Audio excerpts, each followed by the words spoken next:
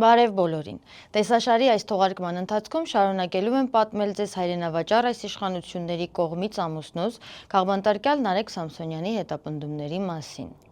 2020 թվականի սեպտեմբերին, երբ արդեն իմացանք պատերազմի սկսվելու բոթը, Նարեկը մի քանի օր հետո իր ընկերների հետ մեկնեց Արցախի Հանրապետություն, առանց սպասելու, որ իրեն կանչեն զինվորական կոմիսարիատից։ Երբ ամուսինս արդեն վաղուց Արցախում էր, մամուլում տարածվեց լուր, որ ընդդիմադիր հայացքներ ունեցողների ցուցակներ են ձևավորվել, ըստ որոնց վերջիններից ստանում էին ուղիղ առաջնագիծ, եւ ամենայն հավանականությամբ այդ ցուցակներն իրենց ձեռքին գնացել էին այն բնակարան, որտեղ հաշվառված էր ամուսինս։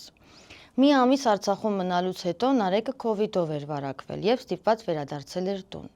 Այդ ժամանակ եւս զինվորական կոմիսարիատից ցանուցագրով գնացել էին Նարեկի հաշվառման վայրի բնակարանը եւ մինչեւ քովիդի թեստի դրական արդյունքները չէին տեսել, չէին համոզվել։ Կապիտուլյացիան բոլորիս ամոթն էր։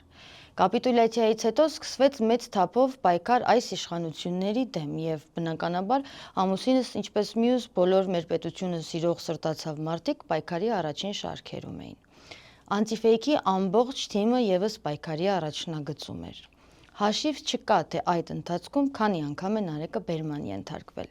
2021 թվականին չարաբաստիկ ընտրություններից հետո Անտիֆեյքը վերապրոֆիլավորվեց եւ սկսեց ավելի շատ վիդեոկոնտենտ թողարկել։ Եվ Նարեկը ուղիղ եթերների ձևաչափով խոսում էր մարդկանց հետ, վերլուծում քաղաքական իրավիճակը։ Իշխանությունները գնալով ավելի շատ էին վախենում ազատ խոսքից, ինչի հետևանքով քրեականացրեցին ծանր վիրավորանքի հոդվածը դրեցին քրեական օրենսգրքի մեջ եւ սկսեցին մարդկանց հետապնդել։ Մարդկանց կանչում էին ոստիկանության բաժանմունքներ եւ իրենցից պահանջում էին այլևս չքննադատել, շանտաժի էին ենթարկում ահաբակելով քաղաքացիներին։ Այդ ընթացքում Նիկոլ Փաշինյանն իր շուրջ հավաքել էր քաղաքական հաճախորդների մի մեծ բանակ, տարբեր կուսակցությունների տեսքով։ Նրանցից ոմանց պաշտոններ էին խոստացել եւ դրա դիմաց ծառայություններ էին պահանջում։ Ծառայություններից մեկն էլ ընդդիմախոսների նկատմամբ տրոյական ձիերի միջոցով ճնշումներ բանեցնելն էր։ Առաջին նմանատիպ դեպքը Նիկոլին ծառայություն մատուցող կուսակցություններից մեկի ներկայացուցիչը դիմեց ոստիկանություն Նարեկի նկատմամբ քրեական գործ հարուցելու միջնորդությամբ, այն պատճառով, որ Նարեկն իր քննադատության մեջ իրերն իրենց անուններով կոչելուց զատ նաև հայհոյանք էր օգտագործել։ Իդեպ հայհոյախոսության մասին 2012 թվականից սկսած ճանաչում եմ Նարեկին եւ մինչեւ 2021 թվականը նրա հանրային բառապաշարում տեղ չի ունեցել հայհոյանքը։ Ավելին, դեռևս նախկին իշխանություններին ընդդիմախոս եղած ժամանակ դեպքեր են եղել, որ հանրային խոսքում այլ մարդկանց կողմից հայհոյանք օգտագործելու համար Նարեկը եւ մեկ անգամ մենք բոլորս տարբեր փորձությունների մեջ ենք հայտնվել։ Բայց երբ 2018-ից սկսած, երբ իշխանությունը զավթեց հայհոյանքի վարպետ իշխանությունը եւ հանրային դիսկուրսը վերածվեց ընդդիմախոսների նկատմամբ ֆեյքերի ֆաբրիկաներով եւ պետական պաշտոնյաների դեմքերով ամենավերջին սեռական բնույթի հայհոյանքներ տալու մրցասպարեզի, Նարեկին եւ մյուս ընկերներին այլ բան չէր մնում, քան ստիպված փոխել իրենց բառապաշարը, չնայած նրան, որ մինչեւ 2021 թվականը անգամ Նարեկի բառապաշարում հայհոյանքը տեղ չի ունեցել։ Ինչպես Նարեկն է հաճախ բերում այս օրինակը, չես կարող մտնել գոմ սմոքինգով եւ առանց կեղտոտվելու դուրս գալ այնտեղից։ Իսկ Հայաստանում իշխանությունը զավթած ռեժիմի պարագլուխը մեր երկրում քաղաքական դաշտը վաղուց վերածել է անդադար կեղտոտվող, բայց չմաքրվող գոմի։ Վերադառնալով իշխանական տրոյական ձիերի մասնակցությամբ Նարեկի դեմ հարուցված քրեական գործին, ասեմ, որ տեղեկություններ էին հասել, որ տվյալ կուսակցության ներկայացուցչին պարտադրել են, որ ամուսնուս դեմ դիմում գրի ոստիկանություն։ Հրամանը ստանալուց հետո, առանց հետագա ամոթի մասին մտածելու, կուսակցության ներկայացուցիչը վաղ առավոտյան դիմում էր ներկայացրել եւ Նարեկին տանից դուրս գալուց ձերբակալել էին։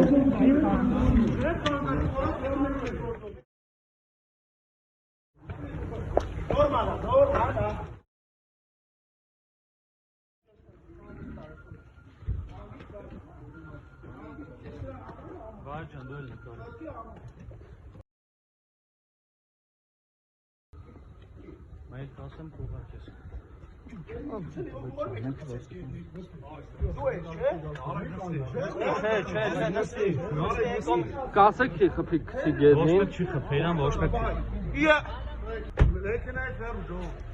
Նորմալ է։ Զանգ եմ հեսանա։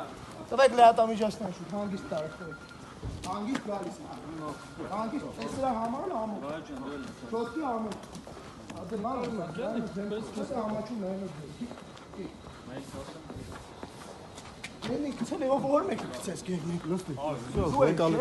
Մի խանգարում։ Չեմ խանգարում, ես էլ չեմ Հեռու խանգարում։ գնացի։ Ես մի ասա։ Խանգար, հա, տանում եմ, всё, կանդար, всё։ Մի խանգար։ Մենք չենք խոչը դոտում։ Ու հարուցվել էր քրեական գործ ծանր վիրավորանք հայտնի հոդվածով։ Ձերբակալությունը տևել էր ընդամենը 2.5 օր եւ դատարանի կողմից ճանաչվել ոչ իրավաչափ, քանի որ մատնագրի ներկայացման ժամը եւ ոստիկանության Նարեկին բերման ենթարկելու ժամը իրար չէին համապատասխանում։ Ոստիկանությունն ավելի շուտ էր բռնել Նարեկին, քան մատնագիրը տեղ էր հասել։ Հատկանշական է, որ այս գործը հարուցելուց հետո մատնագիրը ներկայացնողի կուսակցության առաջնորդ Էդմոն Մարուքյանը նշանակվել էր Նիկոլ Փաշինյանի հատուկ հանձնարարություններով դեսպան, ավելի հիմնավորելով մամուլի այն հայտարարությունները, որ ամուսնուց դեմ այս քրեական հետապնդումը իշխանությունների ուղիղ պատվերի հետևանքն էր։ Այս քրեական գործի ճակատագիրը եղավ այն, որ եվրոպական կառույցների ճնշման տակ վերացվեց այդ հոդվածը։ Այն հանվեց քրեական օրենսգրքից եւ Նարեկը արդարացման վճռով ազատվեց քրեական պատասխանատվությունից։ Սա ամուսնուց նկատմամբ երկրորդ քաղաքական հետապնդումն էր քրեական գործի տեսքով, բայց արևմուտքի խոսքի համար քրեական հանցակազմ չնախատեսելու պահանջները այս իշխանությունները շրջանցեցին տարբեր հոդվածներում ինտեգրելով ազատ խոսքը ծանրացուցիչ հանգամանքներով քրեականացնող դրվագներ։ Այս ամենից հետո լավ հասկանալով, որ իշխանությունների կողմից ուղիղ հրահանգ կա իրենց ընդդիմախոսներին լռեցնելու, Անտիֆեյք-ը որոշեց ընդլայնել վիդեոկոնտենտի շարքը եւ ամուսնուս եւ Վազգենի համագործակցությամբ ստեղծվեց Իմնեմնիմի ոդքասթը, որի հիմնական եւ ամենատարբերվող հատկանիշը դաշտում այն էր, որ նրանք անկաշկան զրուցում էին դաշտի հետ, ներգրավելով իրենց լսարանին, ձեզ սիրելի դիտողներ, իրենց քննարկումներում։ Իմնեմնիմին ստեղծվեց այնպիսի ժամանակաշրջանում, երբ իշխանության բարձրագույն ներկայացուցիչներն իրենց բառապաշարն ավելի էին սաստկացրել լկտի եւ հայոյախառն արտահայտություններով։ Ազգային ժողովում տեղի ունեցած ծեծի դրվագներով, արժանամբյոնից հնչեցրած հայոյանքներով, ռեժիմի պարագլխի կողմից իր ընդդիմախոսների հասցեին հայոյանքներ եւ լուտանքներ թափելով։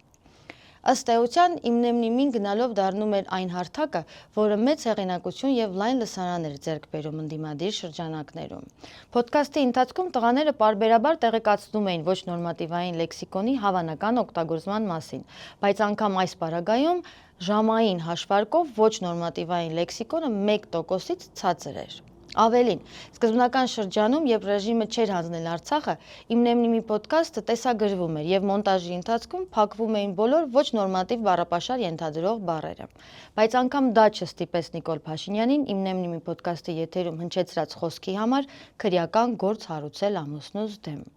Այս գործն Իմնեմնիմի ոդքասթի երկրի թիվ 1 քրեակաղակական հարթակ դառնալու նախերգանքն էր։ Ոդքասթի եթերների առնչությամբ ռեժիմի կողմից արդեն 4 քրեական գործ է հարուցվել, իսկ տարբեր քաղաքական հետապնդումների գործերով տղաների ոդքասթում հնչեցրած մտքերը ռեժիմի իրավապահների կողմից որպես փաստական ապացույց է ներկայացվել։ Այս եւ մեր քրեական հետապնդումների մասին կխոսեմ հաջորդ հոլովակներում։ Իսկ հիմա նորից հիշենք Հայաստանի Հանրապետության բանտերում քաղաքական հայացքների համար գերության մեջ պահվող քաղաքացիների անունները։ 18 արդարների գործով անցնող Բագրատ arczepiskopos Գալստանյան, իմ շատ սիրելի Բագրատ Սրբազանը, Մովսես Շարբաթյան, Արմեն Ալեքսանյան, Իգոր Սարգսյան, Արման Իսրայելյան, Կարո Օկումուշյան, Վահագն Չախալյան, Հայաստանի Հանրապետության ազգային ժողովի պատգամավոր Արթուր Սարգսյան, Բարերար Սամվել Կարապետյան, հայրենիքի համար ընկած հերոս Մխիթար Գալեյանի հայրը, Գարիկ Գալեյան, 44-օրյա պատերազմում անհետ կորած Սարգիս Ղուկասյանի հորեղբայր Արսեն Ղուկասյանը, համայնքապետեր Դավիթ Համբարձումյան, Վարդան Ղուկասյան, նաև մոտ 30 գյումրեցիներ, որոնց անունները ցավոք հայտնի չեն, Անդրանիկ Չամիչյան, ստրայքբոլի գործով հանձնող երիտասարդը, Միքայել arczepiskopos Աջապահյան, Վեհապար Հայրապետի եղբայրը Գևորգ Ներսիսյան, Վեհապար Հայրապետի եղբոր որդին Համբարձում Ներսիսյան, Տեր Գարեգին Քահանա Արսենյան, Մկրտիչ եպիսկոպոս Պրոշյան եւ Վազգեն Սաղաթելյան ու Նարեկ Սամսոնյան։ Ազատություն ռեժիմի քաղաքական գերիներին։